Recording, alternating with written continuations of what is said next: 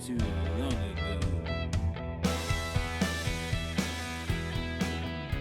ago. Now we're filming our podcast now. Well then, welcome everyone. Hey guys, it's another episode of the Mack Brothers podcast. it's another episode of the Mack Bros. This will be the last time for the year you see Yep. my little pups behind me. We call them pups. Yes. Do you remember Facebook fights with young South Philly girls fighting with other South Philly girls, and they would call each other pup? They used to call each other pup. I didn't know that they called each other pup. Listen here, pup. Can I ask you? Wait, let me phrase this question. You used to make fun of it. You don't. Hold remember on. No, I don't. Pup. No. Pup wasn't in my. I didn't even. I've only used that word twice. It was to describe baby dogs. They were using the word pup to infer someone is younger than them and therefore more inexperienced. that. Yeah, but Like, as a way to put them in their place. Is that why they were using that term? yeah, I don't like that usage. like calm down, pup. I don't like that usage because Oh, you know why I don't like that use? Because it insinuates the user of the phrase. It insinuates that they're more experienced, but that means they lack self-reflection because they're probably using it as like a 14-year-old or like a 13-year-old. Yeah, well, that's what it was. It was usually someone who was 17 who had a boyfriend for 6 months calling someone a pup who, like, just started dating somebody. And they were arguing. So I was right. Whatever. Yeah, but you don't... I was right. The whole thing that I said was, do you remember it? No, I didn't, but I just figured it out while we were recording. You do remember it. John, I don't know if you know. I think I told you. I'm now in the beginning of my Hemingway phase. What does that mean? So Oh, you did. You sent me a text. I did. And if you reread my text, what it said was, John, I'm starting my Hemingway phase. And what that means is that, well, he had 4 wives, and he also got divorced 4 times, and he killed himself. So I'm avoiding those parts of him. He also is known to depression, and he also is, obviously he killed himself. He was suicidal. He's also a lot of the times I think he's a complete piece of shit. So, but I'm not taking it for those parts of Ernest Hemingway. The artistic side, though, is pretty cool. I watched 46 minutes of a Ken Burns documentary because I watched the Hemingway Days episode of Andrew Callahan's Channel 5 episode called Hemingway Days. Oh, yeah. So I watched that was the first, like, crazy. almost the first episode of the Ken Burns documentary by Ernest Hemingway. And I had a big full circle. I figured I had something for a second in my mind, and it was like Teddy Roosevelt, Ernest Hemingway, Leonardo da Vinci. They're all cut from the same cloth, and I think I have to enter Your phase. my phase. I'm saying my Ernest Hemingway phase, but it could very easily be my Da Vinci phase as well, or very, very easily be my Roosevelt phase. But I haven't decided yet. Like you're gonna take up like weird hobbies and all for the sake of art. Well, here's the thing. If I end up going back to college, I'm not going to call it college. I'm going to call it university. First of all, even if it's not a university, it's a funny concept to be at university. Oh, that's what you're saying. So I'm going to be at university. I might be at university, right? Think about it this way. So then I'll be a musician. I'll be an artist who's a multi-instrumental musician that has other skills in the music realm as well. And then I have had several jobs at several different levels. I have to increase what I do in the outdoors. So I'm considering going to Siberia for a few years. Off the grid. And I'm not going to tell anyone when I'm leaving or when I'm coming back. So the goal there is to come back a completely different person and forget all about this. Oh, But by then I'll probably be a public figure in Siberia. and then you can run for office here. Yes, but I don't know how much it would matter because that's all the way out in Russia, and they'll probably think I'm some sort of like KGB dude. But so the moral of the story is, I was thinking, in life, how important is it to be well-rounded, and how important is it to specialize in some sort of an area? Because I feel like the people I like are well-rounded more than specialized. Like, I don't want to be some, you know what I mean? Like, of course you could be a great person. Yeah. Like, say you're the guy that cures cancer, right? odds are you're not well-rounded as a person. You're a great person. But, like, do you want to be... Like, I don't want to be I'm not going to be a fucking dork. Do you know what I mean? But I want to go to university, and then after I get an A+ on my test, I want to lock myself in my room for an hour, be unconsolable, and then come out like the most charming person ever. That's what a real Renaissance man would do. You know what I mean? Yeah. And then I would, like, invent a kite or some shit. I would reinvent it. Do you know what kite means in jail? No. Why would I know? I haven't been in jail in a while. It means it's like passing notes through like the air vents and shit. Like to pass a note from one guy to another guy. That's a kite. Got a gal, or whatever. Why don't they just make it like a paper airplane and throw it? Well, they train the guards to be excellent badminton players. So they're smacking them right back. They're not letting them. So you got to pass them under. What if they're really high up in the air? Well, the guards are all super athletes. They're really good with suction cup darts. Yeah. They're also like they throw the racket, smack it down, catch it again like a boomerang. In Australia, that's actually all the guards. They don't have tasers. They don't have guns. They don't have paintball guns. They don't have BB guns. They have boomerangs. That's how they keep everyone in check. But the only way they make it work is they have to have like 900 guards. What's Australia's story? I think it's very similar to most places, a lot of places. So there was natives who lived there, the Aborigines. This is what I know offhand about Australia. There's natives. There's 4 different like states. I don't know if they're states or district, but it's 4 different, and they're huge. And I would say I think like 80% of Australia is uninhabitable. Like it's impossible. You know, you see like David Goggins and all them extreme fucking people on Joe Rogan's podcast, and I wake up and I run a marathon before I go to my office job. Like people who waste their lives. Yeah. They people that waste. I'm obviously being sarcastic. So like they can't survive there. No one can survive there. It's too hot it's uninhabitable for humans. You'd have to terraform it to live in most of Australia. So you have a few cities. You have Aborigines that live there, obviously the same way Native Americans lived here and in Canada and every other place. And then the British were where they were riding around in their ships, and they said, "Oh, crikey, I'm going to find me an island." And they went there, and they found... That wasn't British. Because the people in Australia sound British almost. Yeah, but they were British when they got there. No. They were Australian already on the boat. They had weird accents. That's how the accents happened. You see what I mean? It was just a group of weirdos. That's what they sounded like. No one knows what they sounded like because nobody lived whenever they were back then. Sure. Everyone from that era is dead. So anybody who acts like they know is completely wrong because they wouldn't. Like they can make a really good guess what someone's accent was, but there was no microphones back then. That came after. So they went there. They probably killed a bunch of them. Yeah. The British. And then my guess is they probably killed a good amount of them.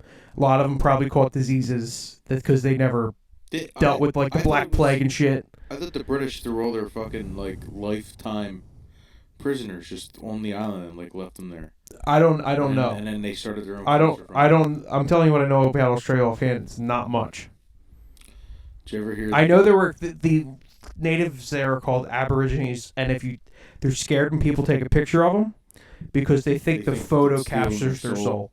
I think that's a very novel concept, but I also think it's very productive. Yeah. Completely wrong. So I have a pair of normal knees, but I've never seen Aborigines. John. Wait. Did you ever see the video of the scientists that were able to recreate what one of a mummy they were working on sounded like? That's like my favorite video ever. It's just like that. It's that because that's on the Brian Alvarez podcast or whatever the fuck. Yeah. And towards the end, I've heard that sound so many. I listened every single day for like 4 months because I'd listen to that podcast after work, and they would splice that in, like that clip of that. Mm. So I would just laugh every day. I would walk my dog in University City, and I would just, I would just be cracking up. I seen it. I think I seen it on Instagram first, but I did see it on the. No, we didn't see it on there first.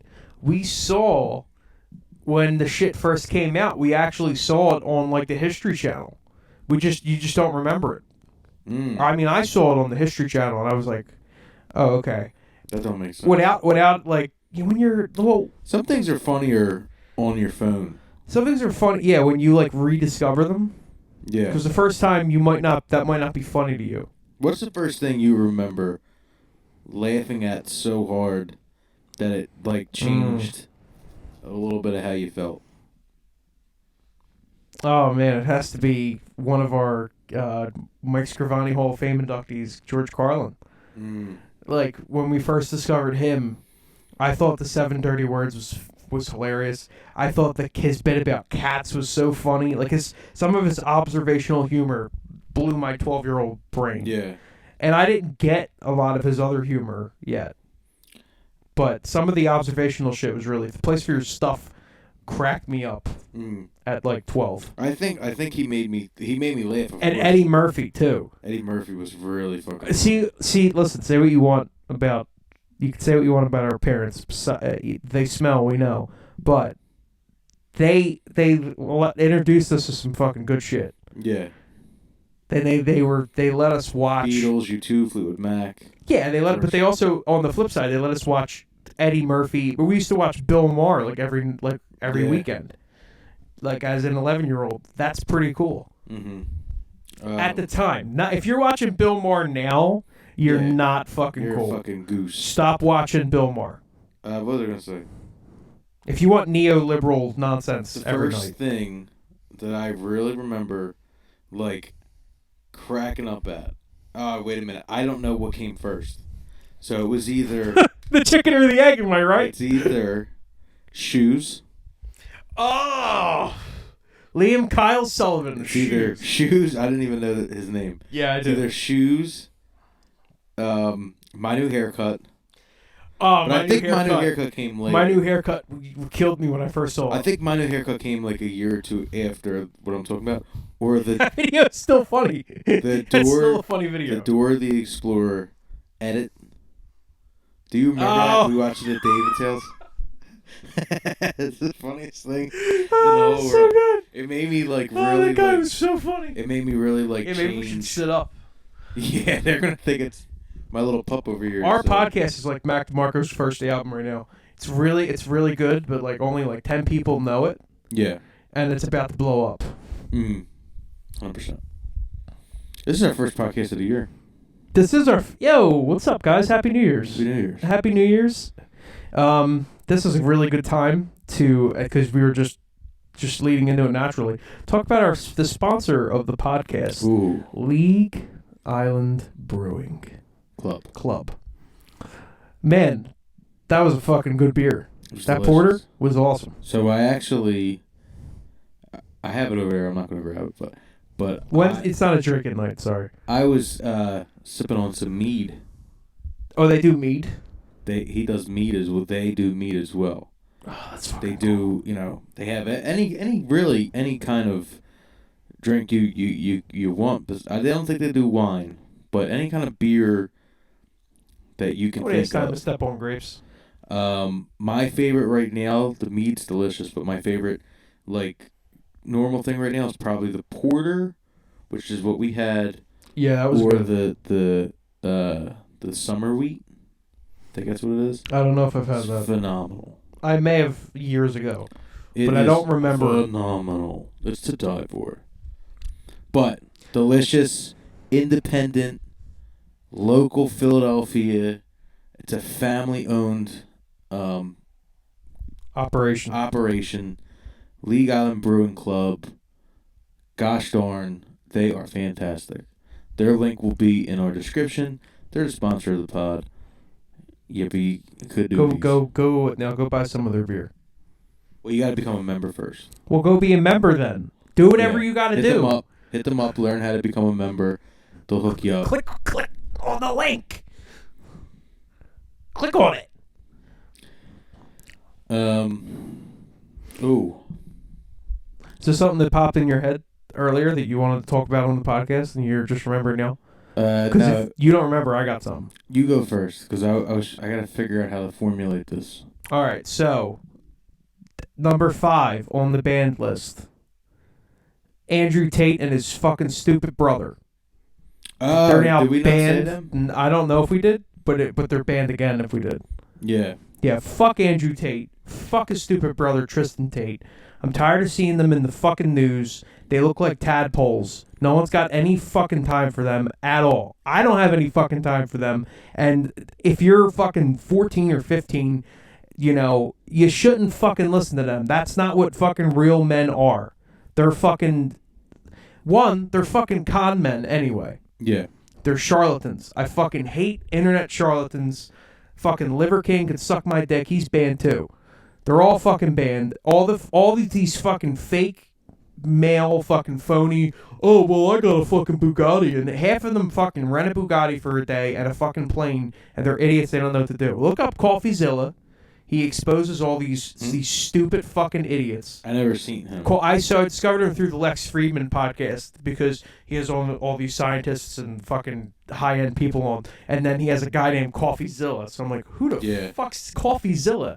This is great. So he just exposes all these people, all their scams. Fuck the Logan Paul, Jake Paul. Fuck them. Do you know what I mean?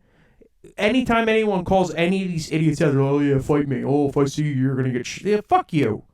Yeah. Fuck you. Even though I've threatened people on this podcast. I think a couple times. I think I was punching up though. Here's the thing though. There's a difference between us and a difference between them. We're actually authentic, real people. They're spineless pieces of shit. There's a difference. Yeah. I do think the Paul brothers would beat me up though. But I'm not saying that Andrew Tate would fuck me up. He was a professional kickboxer for like 15 years. Yeah, he's still a cunt. He's a piece of shit. Yeah. Do you know what I mean? So fuck Andrew Tate. Banned forever. That's a lifetime. All our bans are lifetime bans. Banned forever. So that was my thing. I've been waiting. Actually, this is a good time to plug our Twitter. So we've been more active on Twitter. I mean, I'm not saying we're like a million tweets a day, but if you're on Twitter, follow us on Twitter because that is like actually a day before Andrew Tate got locked up. I saw just his stupid fucking face, and I was like, oh, there's Andrew Tate. He's a piece of human garbage. Mm-hmm. So I retweeted, I quote tweeted that. And then the next day, the same day, or the Greta Thunberg shit happened after, and he got locked up because of a box of pizza. Yeah. So he's not only a piece of garbage, but he's also an imbecile as well. Yep. So, all right. Rant over. Yeah, fuck them. Do you know what you're going to say? No, I forgot. But I found out about how much of a goose Liver King was from More Plates, More Dates, which is like a bodybuilding more dates. YouTube page, and he's like openly on testosterone and like controlled like HGH or whatever he said. I don't know. I don't obviously do it, but he's on juice, man. He's on the juice, and him and Rogan were talking about how much of a liar Liver King was. And it was way before he came out and said it. They were just like, look at this fucking guy. You don't look like that. You don't have your stomach extended like that. You don't have that kind of... I mean, he's 48 or something like that. They were like, you don't have that physique without being on steroids. And he doesn't just make fun of internet goofs. Like, he's like Chris Hemsworth. Yeah, you don't get that. You know, of course he has this cycle for a couple months to look like that for Thor. Of course he does. Yeah. You don't look like Thor and not be on drugs, whether he says it or not. He says The Rock, of course. The Rock implies that he's natural. There's no fucking way. The Rock's 50. Yeah. You don't look like that when you're 50. No, nobody else. Juicing. And I think there's a debate on whether that's healthy or not. Because I think, like, if it's controlled, I mean, I don't know if it's sustainable. But if it's controlled, I don't think it's going to hurt like in that time. You know what I mean? Yeah. But The Rock is definitely on steroids. Yes. And the Liver King was obviously. I mean, anyone who thought he was natural is fucking ridiculous. You think the Liver King, the Rock, the Hemsworth, Thor man, if you think that any of them are natural, and I like them all. Well, I don't like Liver King, but I like the how Rock. many? I have a question. How many people do you know? Obviously, we're not, no names or anything. How many people do you know? Just a quick count off the top of your head that are foolish enough to believe that the Rock is naturally looks that way. Probably like maybe 15% of everyone I know. Ain't that sad? Yeah. Ain't that like a how many people walk around with not an ounce of critical thought? I won't say any names, but there's a couple people that that are screaming in my brain. Yeah. That are really fucking out there. Oh my god. Like really like in a boat with no paddle. Is that the term? Up Shit's Creek with no paddle. Well, they're not. The show Shit's Creek. There's no movement in this boat. They're just in a boat. They're just. And if they had a paddle, they can go any direction, whether it's worse or better. But they're just. They put the gone fishing sign's been up their whole life. yeah, they've been gone fish. What was I gonna say, man? I don't know, man. It was about partying. Bear with me, man. I lost my train of thought. It was about my past. It was a. Remember we did the 40 stories. For like a week. Yeah. That was a cool idea. Yeah. Mike Scrivani. Yo, you have Mike Scrivani story?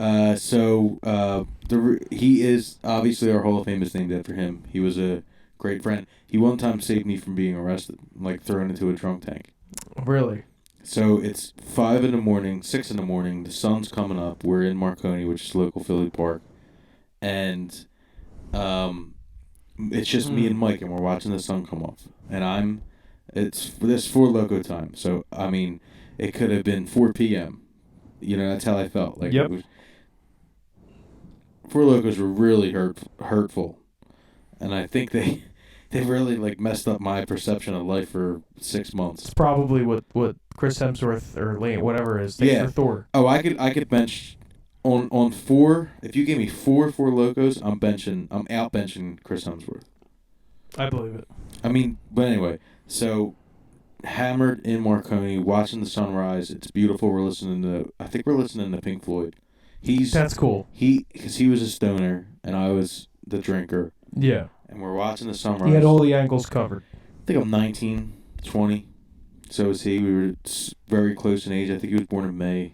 I don't really remember, but so we start to walk back. A cop pulls up and they get out the car and they're like, and I still have a Loco in my hand, and I'm drunk. I'm not the nicest guy at 19, and I start to argue with the cop.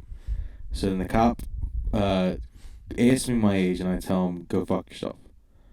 So then Mike, because Mike was drunk, but he was also high, and he was a lot more mellow. He goes, no, he's not what he meant, officer.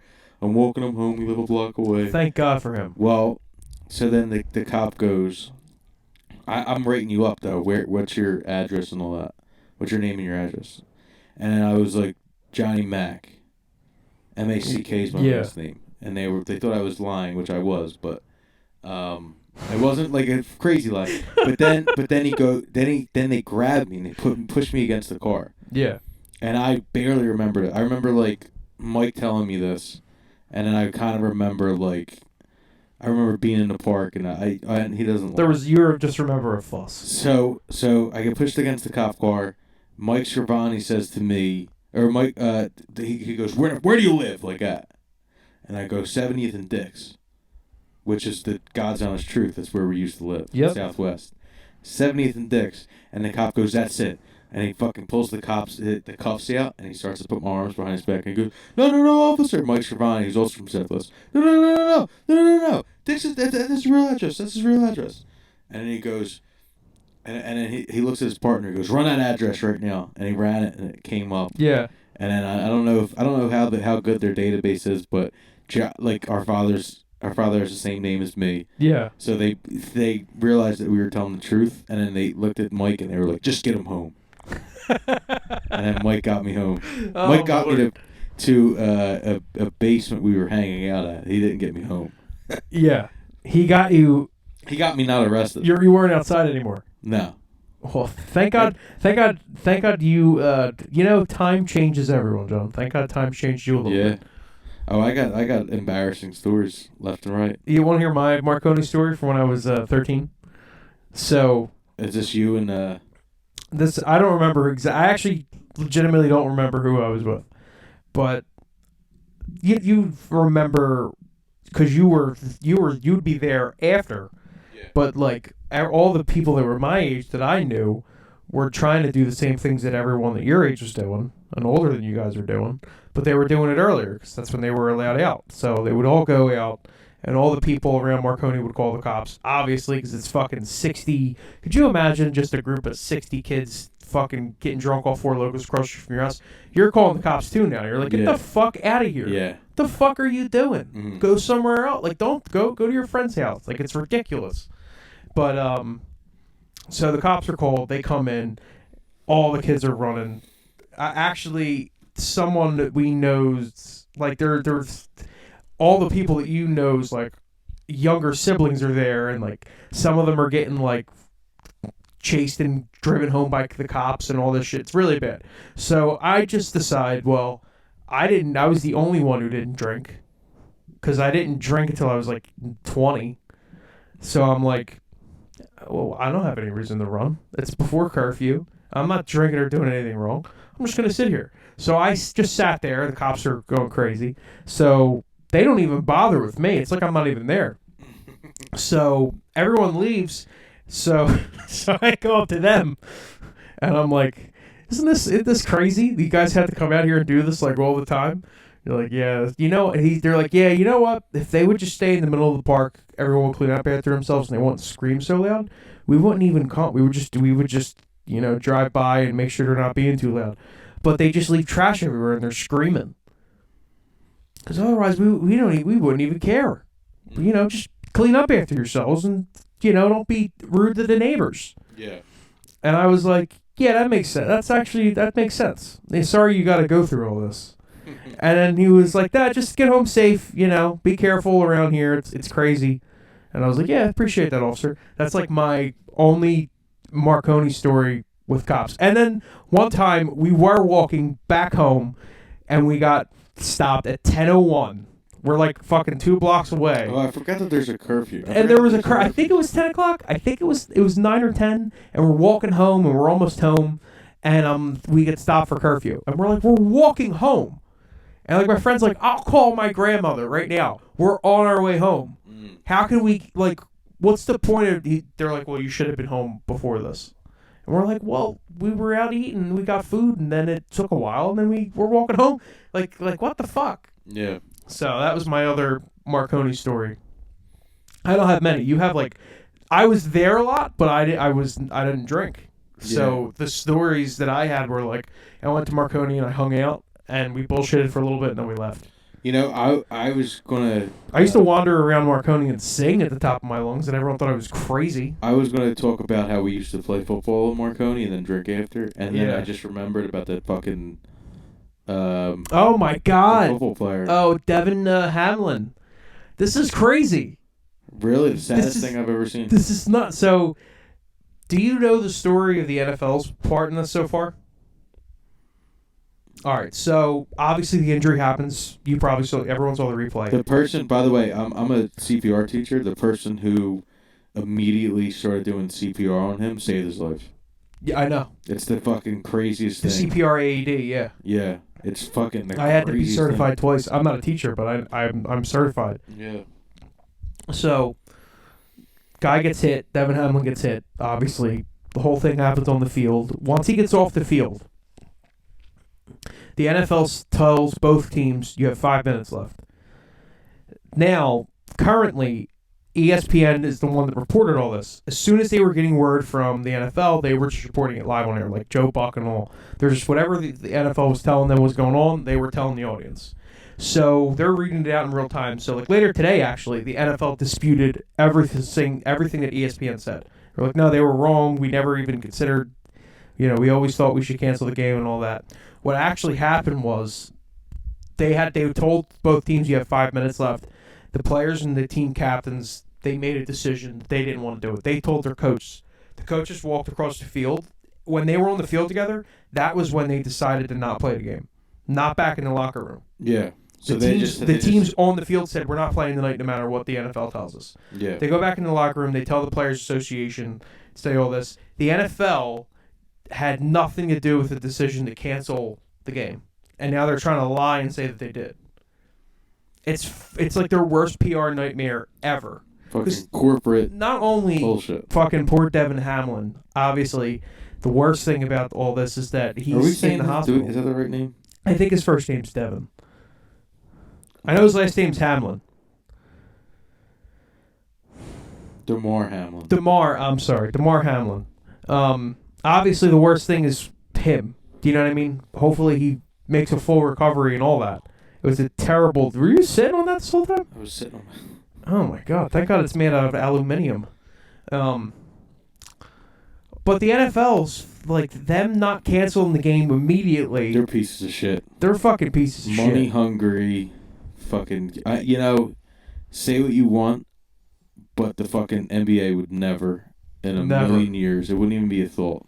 I don't think the MLB would either. Yeah, I don't know. And I definitely don't think the NHL would. I don't know about hockey because think so? I've seen guys get fucking taken out on stretchers with their fucking necks cut.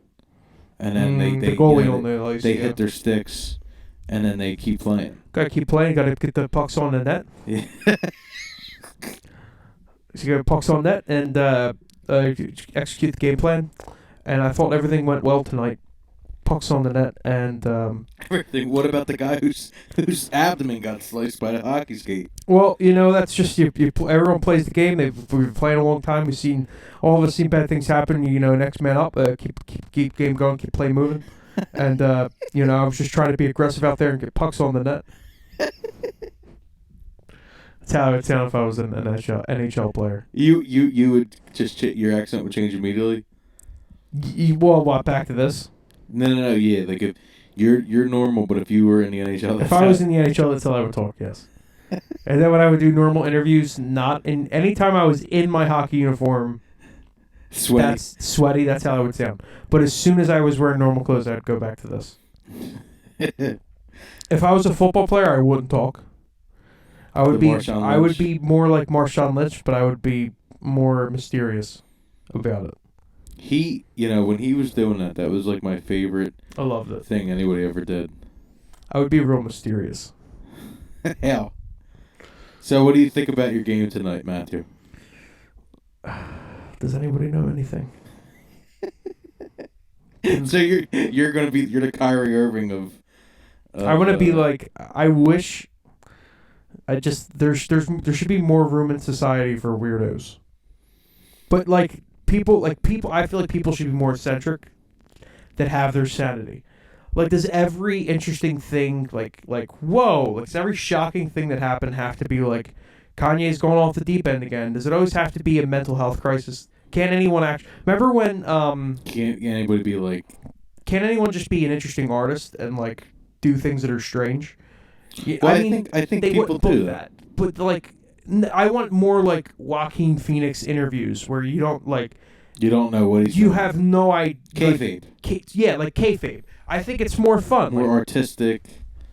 Because I was going to say, Mac DeMarco is kind of like that where, sometimes I think he's putting out albums just to troll people. I agree. But I also don't know, and that's why I like it. Here comes the cowboy. Whatever that song goes. They interviewed him on USA Today, and he made a video game. And the whole video game is he's like, this is my friend Kieran. It's Kieran Callahan. This is my friend Kieran. And he goes... Kieran's, he's lit. He's in Big Enough. Is that Big Enough? Yeah, it's that guy. Cameron? So Mac DeMarco goes, this is my buddy Kieran. I made a video game for him.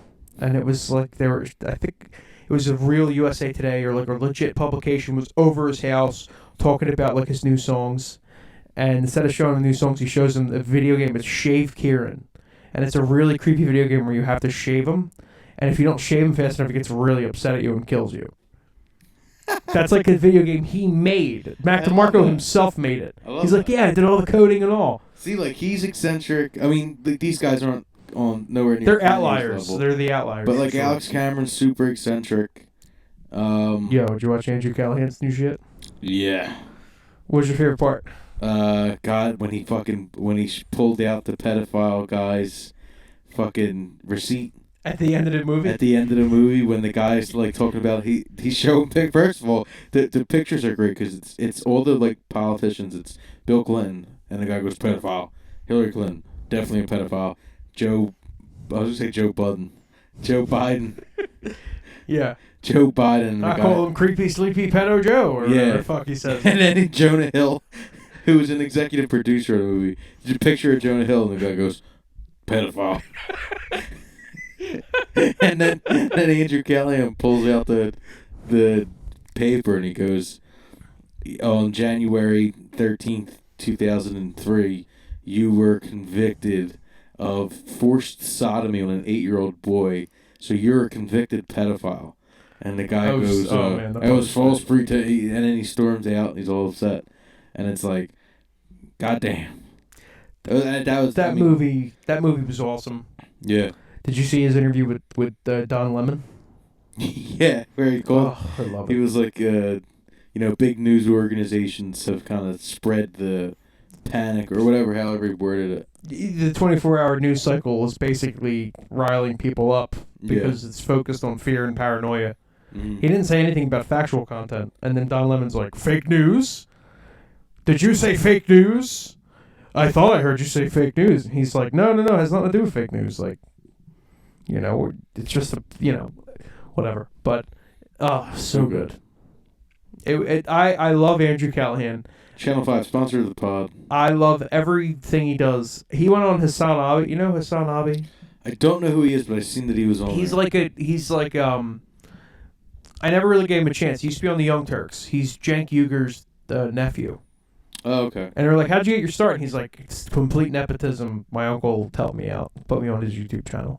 So then he started to stream after he left them, I guess. I don't know. And has he denounced his uncle? No, I don't know. But Andrew Callahan refers to him as the only streamer he fucks with. So that says something about him. But I think he's pretty cool. He's like just a chill guy. But Andrew Callahan was on his podcast and like his Twitch stream, and he went over the whole CNN interview for like 10 minutes, and they dissected the questioning of they dissected Don Lemon's questioning in comparison to what the producer was telling him. He was like, they're like, oh, they're gonna ask you softballs about like your documentary and yada, and then Don Lemon immediately comes out wanting a soundbite for like one of the main people to get this like, your movie's about conspiracy theorists and all this shit. Yeah, well, like, that's not the point of it. Alex Jones, and it was like, I don't know if Don Lemon watched the movie, which he obviously didn't, but it's like Alex Jones is in it, but like the actual time them two spent together is like minimal. It's more of watching Alex Jones fucking pump up a crowd like a fucking Nazi. It's the movie I thought was more about how these people like Alex Jones and whatever that other weird bald-headed egghead was, the leader of the Proud Boys or whatever the fuck he was, like that new dude leader. Fucking sucks. I thought it was Andrew Tate for a second. Yeah, they all they all fucking look the same. Yeah. All these weird, stupid men. I thought the whole point of the movie was fucking people like them taking advantage of, like, the Q family. People that are gullible. Yeah. That are going to buy into this shit. Like, if you get to the point where you think the Chipotle logo is, like, signaling for pedophiles, like, yeah, you went too far down the rabbit hole. But you see it. Like, yeah. That's why I stay on Facebook. Mm-hmm. Like, just go on Facebook and just look at any random person that you're friends with that's older usually, and you're just like, what? Yeah. Like, what? How did this? Or it's like you'll find it on like it'll be a food page. Our father actually almost, or he didn't almost. He threatened somebody on Facebook because the person called. I think the person called the little girl bitch. Because she was wearing like a Biden shirt or something. She was like 12. Get the fuck out of here. And that's fucked up. And our father, who are on Rittner Street, said he was like, "Oh, you're such a tough guy. Why don't I come over here and knock you out?" or something like that. Like, yeah. And the guy was like, "No, I'm joking." Like he like really. But I know the guy he was talking to. The guy he was talking to would have got his head knocked off. Yeah. He's a little shrimp of a man. Yeah, I don't know. The internet does bad things to people, but it also does good things to people too. Yeah, it got us talking to yous. Yeah, that's a lifeline to the world. I don't know. Should we leave on a happy note? No, we should leave on a miserable note. The weather's really hot because it's global warming exists, and all life on Earth is going to die. Basketball tomorrow on their lunch break. Oh, that guy! I can tell you who went to the gym, who goes to the gym on their lunch break. This boy. Have you? Yeah. That's what's up.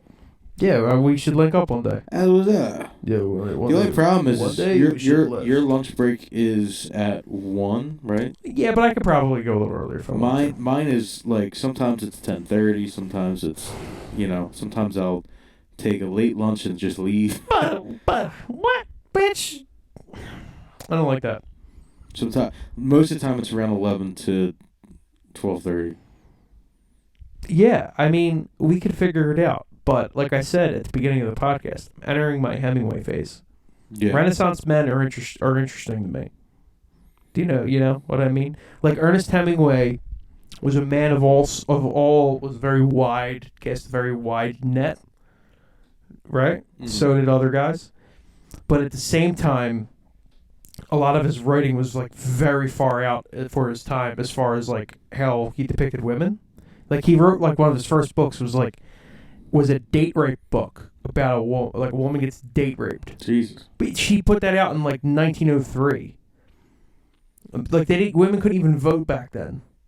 They didn't have a voice. Like women don't have a voice. His family disowned him because they didn't like his writing. Mm. And then he moved to Paris. He gave up journalistic writing. This is Hemingway? This is Hemingway. And this is just like the first 48 minutes of this documentary I watched. The first 48? This is the first 48 minutes. That's most of the minutes. Well, no. There's still two full... Every episode's like an hour and 22 minutes. And there's 3 episodes. I don't know how long documentaries are because I don't watch them. So he just moves to Spain and he's like, bullfighting seems terrible and I need to write about something. So or not bullfighting, the rodeo bullshit. Yeah. I think it's awful. So he wrote about that. He writes about all kinds of weird shit. He just would like see shit. He was like a serious George Carlin. He would just see shit and be like, the box over there on the container is red. And that was his writing style. Declarative sentences, few adjectives. Interesting. It's cool. I don't know a lot about him. I always heard he was just a goof. That's all I know about him. But off of what I learned about him, I've now decided the way my life needs to go forever. Until next week's podcast, when I don't remember this. I would think you're more of like a Teddy Roosevelt. I could be, but Teddy Roosevelt was also pretty stupid.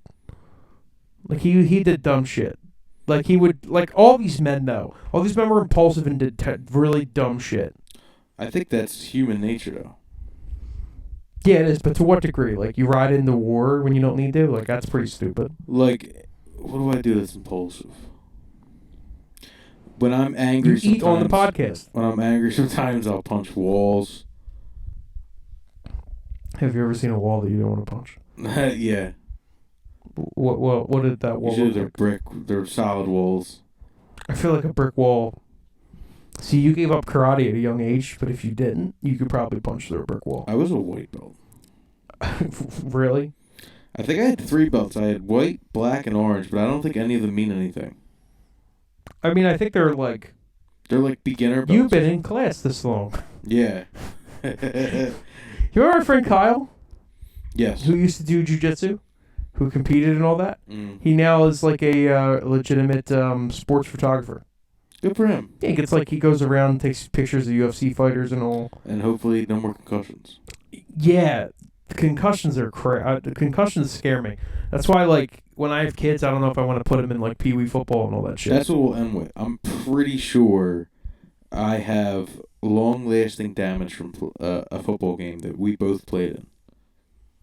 We both played in that game? I think we did, yeah. It was with Maurice. When we played with that, like, weird group of kids in Southwest. I don't know. I don't even remember that. Well, there was this kid who was a I remember that. player. I remember that.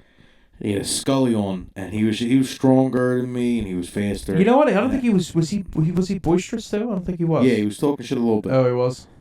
And I was just getting so mad, so I ran, I was on defense, and he was blocking. Because I think that's what he did before. And it was like a run, so he was running with the block, and I wasn't trying to tackle the ball handler. I was just going for him, and I fucking hit him as hard as I could. I knocked his Scully off his head. I hit him so hard, but I was on the ground for a second. I was fucking dazed, and my left ear was fucking half deaf. It felt like, right, and then I got back up and I fucking shook it off, and he's going, "Woo, yeah, that's what I'm talking about," to me. Like, yeah. Good shit. And I'm like, I don't want to play anymore. Is that the moment you realized I'm not I never played tackle football again, and I never will. But that's but my left ear to this day still doesn't feel right. Do you think it's all in your head though? Well, yeah, that's either where way. Because I caught it, but not fast enough. Motherfucker. You piece of fucking shit. That's it. This is the last Mack Bro. I had do we air out some of our pod ideas on the pod, or should we talk about them not on the pod? Because I oh my god. Did you fucking bust ass in the middle of the podcast? I did. I really did. Oh my lord. Oh god. I had a cool name if we want to rebrand the podcast. What is it? And it's already the name of our Twitch channel. It's the Mack Alley Podcast. Oh, that's the name we were originally going to make our everything. Yeah, the Mack Alley Podcast. You know what I mean? It's playing words, like instead of the Back Alley Podcast. Yeah. I don't know if that's what we do. But I was thinking if we do our relaunch, we decide to, like, if we stream our podcast on Twitch, like if we ever stream on Twitch, you know, it'll be like Mack Alley's streaming. Because that's the name of our Twitch channel. Because the Mack Bros and Mack Brothers, and that was all taken on Twitch. I like Mack Alley. Yeah, I always thought it was cute. And I always thought it was, like, you remember it. Part of me wants to do 2 podcasts. Part of me wants to have 2 phones. I do have 2 phones. I used to have 2 phones. What was I going to say?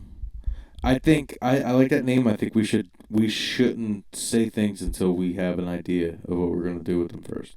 Sorry guys, no more scoops. No more scoops. John's lame. He doesn't want to have public creative chats. I do think that soon we'll have stuff to plug. Oh. Let's end it like this. Do we have stuff to plug? Little Christmas. If you're Italian, or I think there's other people that. Where's my cell phone? Celebrate it. Keep talking. I'm gonna figure this all out. Little Christmas is January 6th. It's Friday.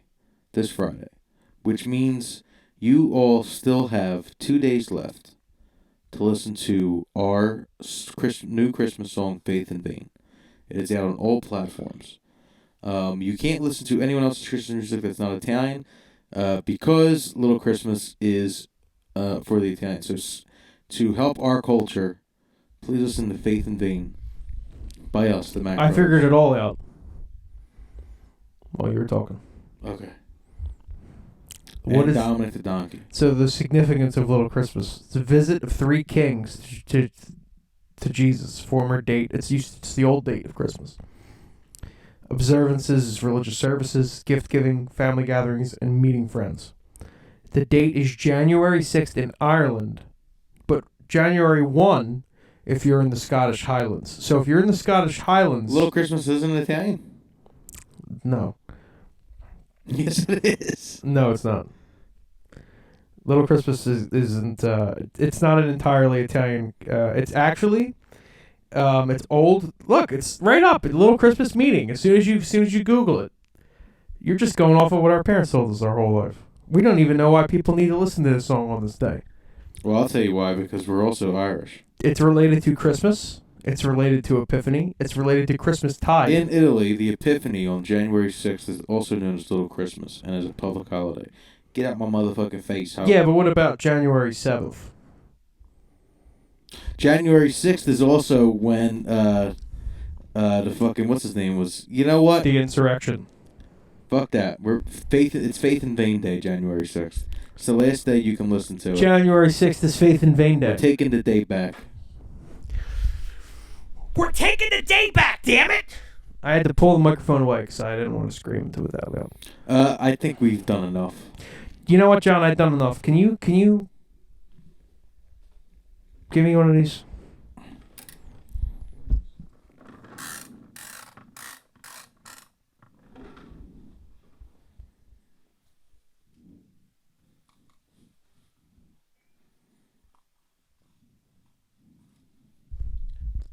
I can't hear you. Even if you wanted to do the podcast thing, I can't do it anymore. I had enough. All right, so Matthew's All right, done. I'm done. Microphone's off.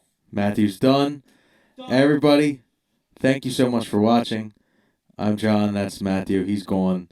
We're the Mack Brothers, Faith and Vain, League Island Brewing Club. Like and subscribe. Thank you for watching. We're wrapping it up. We'll see you shortly. Faith and Vain, Little Christmas.